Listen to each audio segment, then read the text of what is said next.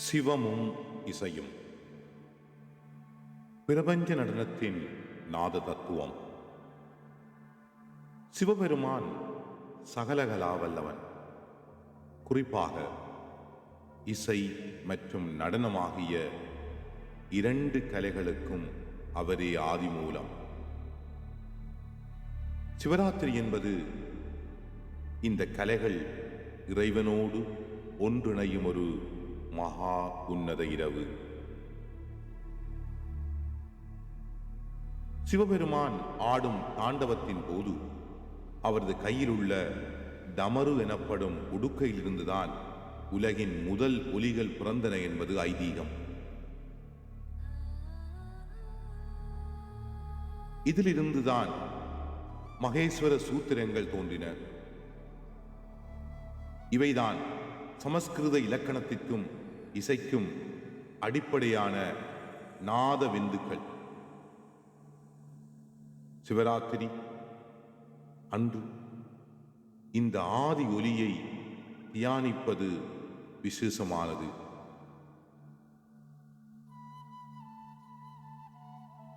சிவபெருமான் ஐம்பூதங்களுக்கும் அதிபதி. சிவராத்திரி அன்று பாடப்படும் பாடல்கள் மற்றும் மந்திரங்கள் ஒரு குறிப்பிட்ட அதிர்வெண்ணை உருவாக்குகின்றன. ஆகாயம் ஓங்காரநாதம், காற்று வேணுகானம், புல்லாங்குழல் மற்றும் சங்கொலி. இந்த ஒலிகள் சிவராத்திரி இரவில் நம் உடலில் உள்ள 7 சக்கரங்களையும் தூண்டி விழிப்புணர்வை அதிகரிக்கின்றன. தமிழ் மரபில் சிவராத்திரி என்பது பண் இசைக்கு மிக முக்கியத்துவம் வாய்ந்தது.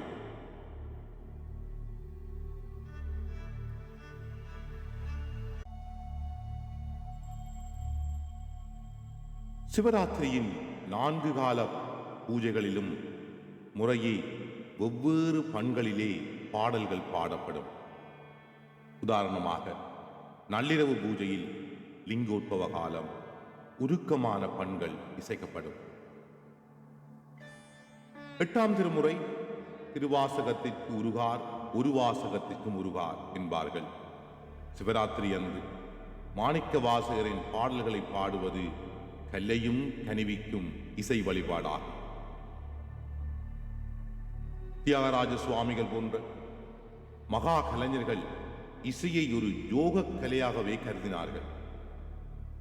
சிவராத்திரி அன்று தூங்காமல் இருப்பதற்கு பல வழிகள் இருந்தாலும் இசை மூலம் இறைவனை வழிபடுதல் மிக உயர்ந்ததாக கருதப்படுகின்றது. சிவராத்திரி அன்று சங்கீத கச்சேரிகள் நடத்துவது,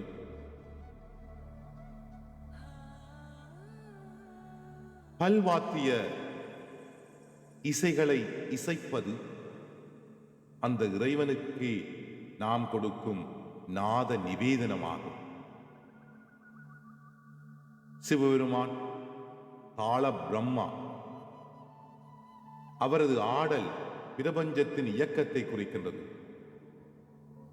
சிவராத்திரி அன்று இசைக்கப்படும் மிருதங்கம், தவில் போன்ற வாத்தியங்கள் பிரபஞ்சத்தின் இதய துடிப்பை எதிரொலிப்பதாகவே கருதப்படுகிறது. இந்த லயத்தோடு ஒன்றி போகும்போது மனித மனம் தியான நிலையை எளிதில் அடைகிறது.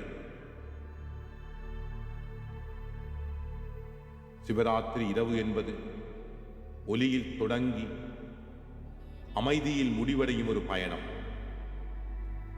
இசையின் மூலம் இறைவனின் திருவருளை பெறுவது மிக எளிதான வழி.